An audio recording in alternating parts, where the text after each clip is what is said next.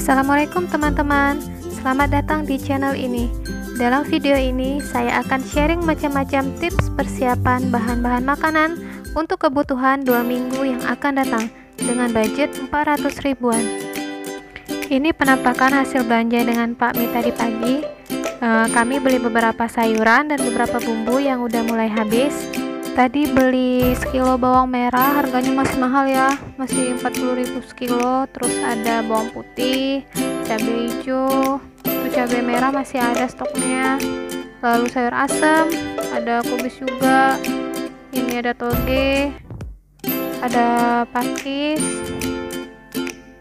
Terus beli daun ubi juga. Lalu ada bayam. Terus ada kacang panjang, lalu ada kangkung sama 2 tempe.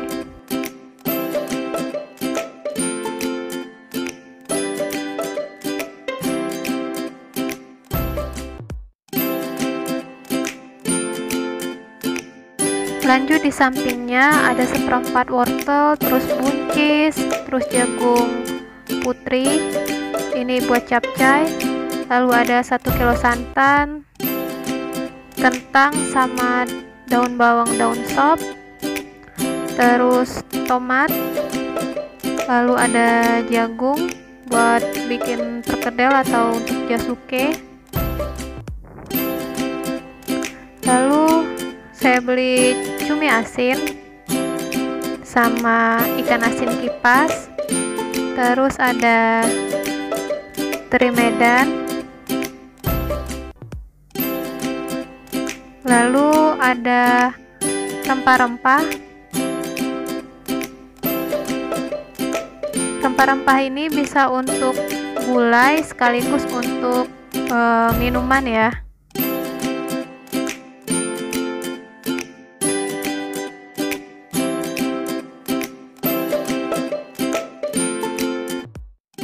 Ini ada beberapa buah-buahan yang bisa kita simpan di dalam kulkas, kecuali untuk buah pisang.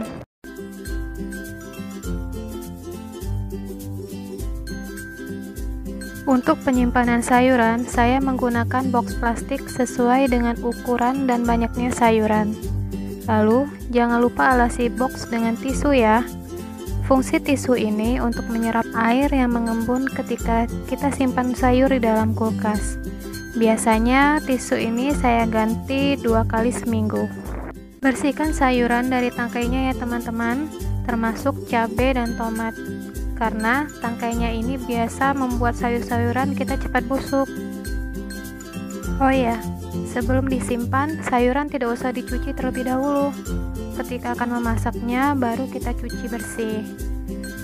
Tips untuk mencuci sayuran, saya menambahkan garam ke dalam air, agar sayur bersih dari telur-telur cacing yang menempel di sayuran. Selain box plastik, kita bisa gunakan plastik ziplock seperti ini. Ini saya beli di toko plastik di pasar.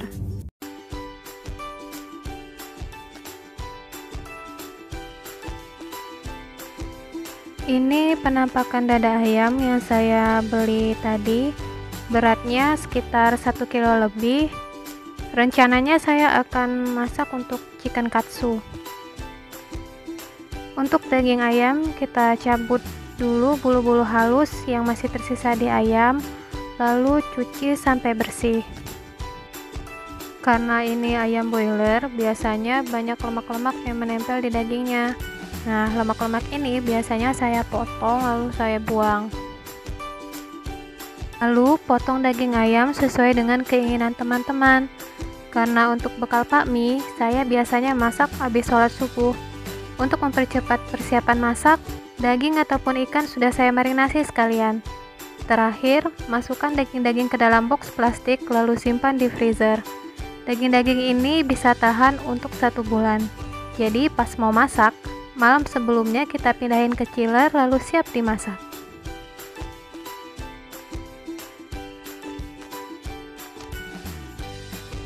Untuk daging merah, sebaiknya tidak usah dicuci. Kita lap sedikit dengan tisu, kemudian simpan di freezer. Ketika akan dimasak, barulah kita cuci. Daging ini bisa tahan 2-3 bulan. Untuk penyimpanan ikan, setelah dicuci bersih, kita lumuri dengan garam atau jeruk nipis. Bisa juga kita tambahkan bumbu marinasi untuk ikan. Ikan ini bisa kita simpan di dalam freezer kurang dari 1 bulan. Beberapa tips dan trik untuk bahan makanan lainnya. Ini saya beli tahu di tempat langganan biasa, saya beli. Tahu yang dijual Cici ini selalu baru dan fresh. Sebelum disimpan, tahu dicuci dengan air, lalu disimpan di dalam box. Terakhir, tahu direndam dengan air matang atau air galon juga bisa, tapi air ini harus kita ganti setiap hari. Penyimpanan seperti ini bisa tahan 3-4 hari. Oh ya, kalau teman-teman masak tahunya dibacem dulu, biasanya penyimpanannya bisa lebih lama, sekitar 6-7 hari. Untuk telur-telur saya lebih suka menyimpannya di luar kulkas karena lebih siap untuk langsung dimasak. Kalau teman-teman ingin simpan di kulkas, telur-telur harus dicuci dulu. Santan sudah siap saya bagi sesuai kebutuhan dan siap disimpan di freezer. Jika ingin memasak, saya hanya perlu mengeluarkan 1 bungkus saja. Santan bisa disimpan selama 1 bulan. Ini seledri yang sudah saya cuci dan potong-potong.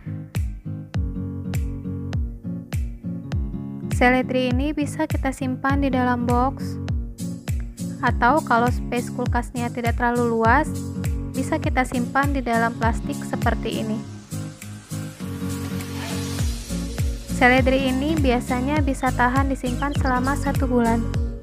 Sama halnya dengan seledri tadi, daun bawang dicuci terlebih dahulu, kemudian dipotong kecil-kecil lalu disimpan di dalam freezer. Ini penampakan daun bawang beku sisa stok minggu kemarin. Tada! Ini dia isi kulkas saya setelah bahan makanan disusun. Oh ya, untuk penyimpanan bawang itu ada 2 versi. Bisa kita simpan di luar kulkas tanpa dikupas, atau kita kupas lalu disimpan di dalam kulkas. Karena saya masaknya subuh, jadi untuk mempersingkat waktu, bawang saya kupas terlebih dahulu. Ini dia isi freezer saya. Ini ada potongan jahe yang biasa saya gunakan untuk minuman. Lalu daging-daging yang sudah kita bersihkan tadi. Ada pempek sama tekwan. Ini santan yang udah dibagi-bagi. Potongan seledri. Lalu potongan kunyit. Dan daun-daun untuk keperluan bumbu dapur.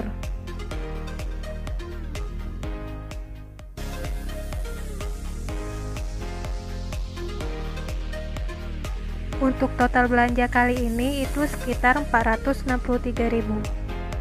Terima kasih udah nonton video ini. Semoga tips-tips ini bermanfaat bagi teman-teman. Oh ya, jangan lupa subscribe, like, share, and comment video ini. Bye. Assalamualaikum.